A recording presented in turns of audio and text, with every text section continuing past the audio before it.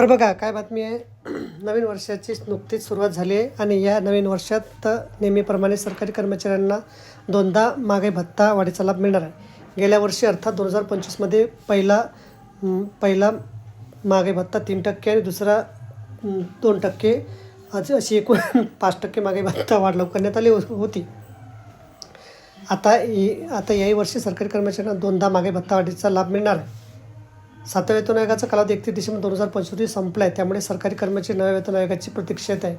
मात्र नवीन वेतन आयोगासाठीच्या समितीची स्थापना नोव्हेंबर महिन्यात झाली असून या समितीला अभ्यास करण्यासाठी जवळपास 18 महिन्याचा वेळ देण्यात आला आहे.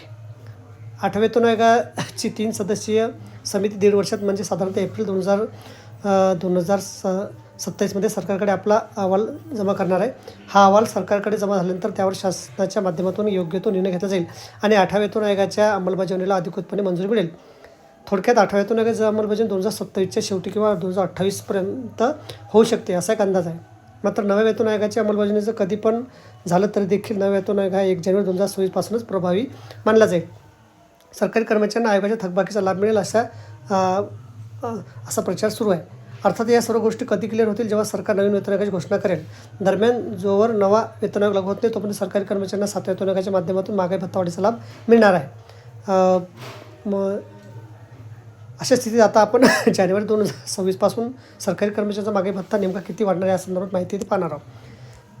सरकारी कर्मचाऱ्यांचा महागाई भत्ता ऑल इंडिया ग्राहक निर्देशांकाच्या आधारावर ठरवला जातो. जुलै 2025पासून सरकारी कर्मचाऱ्यांना 2% महागाई भत्ता वाढ मंजूर करण्यात आली. ते जानेवारी ते जून या 2025च्या कालावधीमध्ये ऑल इंडिया ग्राहक निर्देशांकाच्या आधारावर ठरले.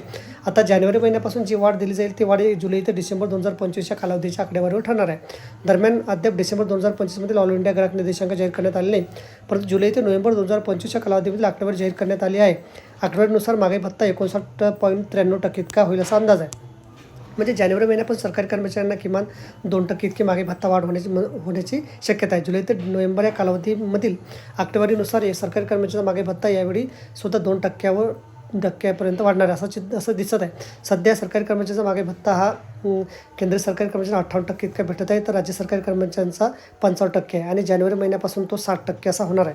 तर बघा, अशा प्रकारे अत्यंत महत्त्वाची माहिती आपल्याला समजली असेल. व्हिडिओ सुद्धा आवडल्यास लाईक करा आणि शेअर करायला विसरू नका. धन्यवाद.